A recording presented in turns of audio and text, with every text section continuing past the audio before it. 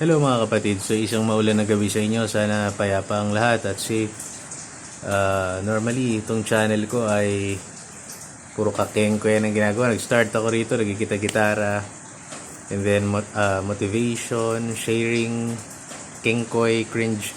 But I hope sana ma-press nyo yung subscribe na button. Sana ma-appreciate ko kung magsusubscribe kayo at makapagkwentuhan tayo tungkol sa iba't ibang mga bagay sa ating mundo. So kahit ano lang. Anyway, nakapanood kasi ako sa YouTube ng isang lalaki na sa Amerika na dinidiscuss niya na yung posibilidad ng paggamit ng tirador o ng slingshot bilang self-defense, home self-defense, and possibly yung tinatawag na everyday carry. EDC ang tawag nila doon, everyday carry, no?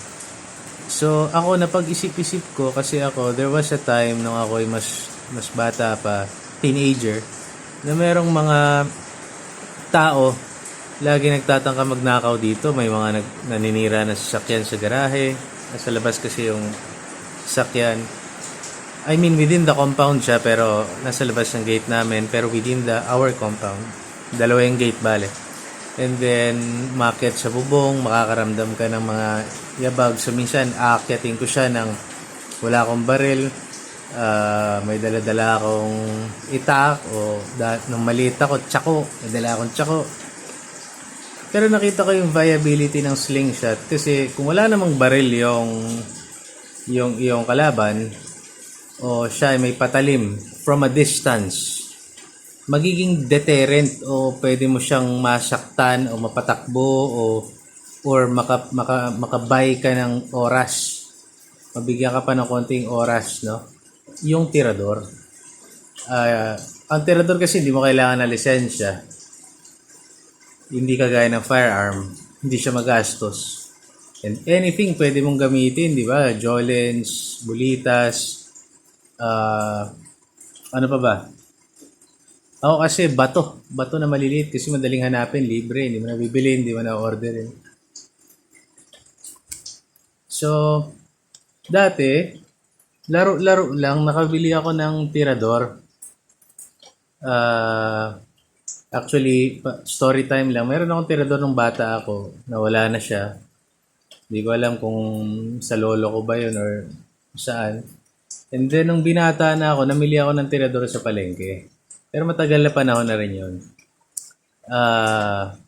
And then yun nga, naisip ko yung viability niya as self-defense. So, merong niregalo dati yung nanay ko na ganito, nilagyan ko ng bato.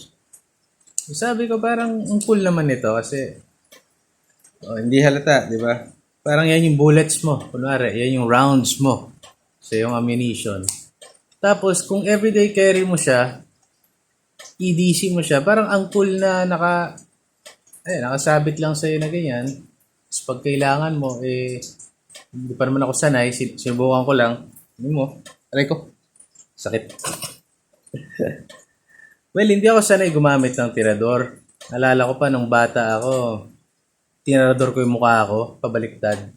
Tatay ko kasi hindi ako pinigilan naglalaro ako, may tirador. Tirador ko yung mukha ko ganyan. Buti na lang mahina. Anyway, so yun na nga, yung viability niya bilang isang everyday carry or home self-defense. So, kunwari ako, magtitirador ako, ganyan. So, meron na ako kaagad lalagyanan ng bala. Ito yung bala ko. Pwede ko siyang buksan, no? Pwede siyang buksan na ganyan, tapos maninirador na ako, di ba? So, kung ang kalaban mo ay nasa malayo-layong distansya sa'yo, let's say 10 feet. 10 feet. You have time na kumuha ng ammo and i-load siya or sabihin na natin, 10 feet. Kasi pag mas malapit na yun, tagilid ka. So, kung 10 feet yung distansya nyo, tapos depende rin sa skill. Minsan kahit malapit, kung parang John Wick ng tirador, yung close quarters, kaya mong... So, pwede rin Ngayon, ito, meron kaming gate. Yan. Normally, sinasara yan, nilalak yan. So, kunwari, palakad-lakad siya dyan sa compound namin, merong addict na palakad-lakad dyan, imbis na bariling ko. Kasi, ganito po eh. When I was in law school, tinanong ko yung isang prosecutor, sa criminal law teacher ko siya. Sabi ko, paano po kung may baril ako and mag-isa lang ako, kunwaring lalaki sa bahay and I'm scared and nararamdaman ko marami sila na nasa bubong namin, pwede bang lumabas na ako, bariling ko sila? Sabi niya, no. Di pwede, ako yung makakasuhan nun.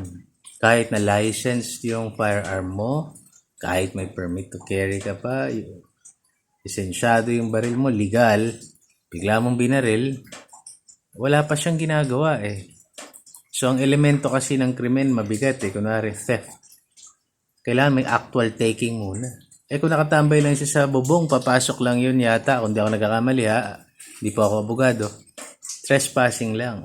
Or, di ko alam, may qualified trespass pang tinatawag or what. Pero, trespassing lang siya. Nandoon lang siya sa bubong mo nang wala pa siyang ginagawang krimen. O actual na krimen na punishable talaga. So kapag bigla mo siyang binaril, kahit na sabihin mo pang out of fear na may gasain siyang mahal mo sa buhay o patayin ka niya o nakawin ka niya, wala. So kulong ka, ikaw pa yung makukulong. Kaya lang, the truth is, most probably, tinigtikan na nila yung bahay mo or addict sila or balak nila magnakaw and at a disadvantage ka, especially kung marami sila. So for example, nag-iisa ka sa bahay mo, lalaki ka man o babae, tagilid ka na kaagad kung may, kahit isang lalaki lang yun, na, lalo na kung addict. So hindi mo alam yung krimen na pwedeng gawin nun. The world is a dangerous place. So kailangan meron kang mga self-defense sa sarili mo.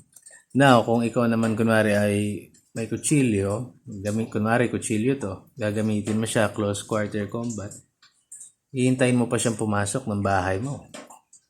Pagpasok niya, hindi mo pa rin pwedeng saksakin. Kailangan may actual taking muna, may actual threat muna sa buhay mo. So, hindi pa ba sapat na threat yung pinasok ka niya sa bahay mo? Kasi masalimutang batas eh. Merong elemento ng dwelling, elemento ng nighttime, mga ganun-ganun pa eh, no? So, hindi porket pumasok na siya, sinaksak mo, baka homicide pa yata yun. Hindi ako nagkakamali. No? So, overthinking Pinoy ang channel natin eh. So, sharing lang. So, mahirap. At kung hindi ka sanay sa patalim, may patalim siya, may patalim ka, hindi ka sanay manakit ng tao, mahirap. Mahirap. Eh, may nagkikwento pa sa aking tambay dati, pag makipagsaksakan daw siya, eh, ganyan, mahuhuli ka nun. Ang pananaksak parang jab. May gabay. Oh, anyway, ayun. Diyos ko naman. Disclaimer, hindi po ako sanay. Ako lang ay... Anyway, so I think it's a viable defense tool. Mahirap makipagsaksakan. So, it's viable na sa scenario na sinabi ko, 10 feet away. Or if you're really skilled, magandang practicing siya. Eh, ako, ito, 100 rounds to na bato. 100 rounds siya na bato. And, para sa perspective, tignan lang natin kung paano siya titira. Paano ko ba to iaan yung camera. Ayan, oh. O, subukan lang natin patamaan yung kahoy na yun. Yan, yung kahoy na brown.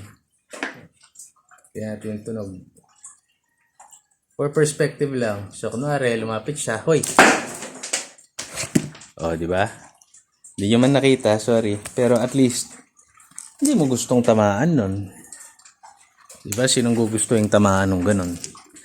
So anyway, stay safe everyone. God bless. Naisip ko lang share sa inyo. And please comment kung ano sa palagay nyo. What do you think? And ano yung mga pwede yung i-share para sa mga self-defense. So God bless you again and keep safe at sa family nyo.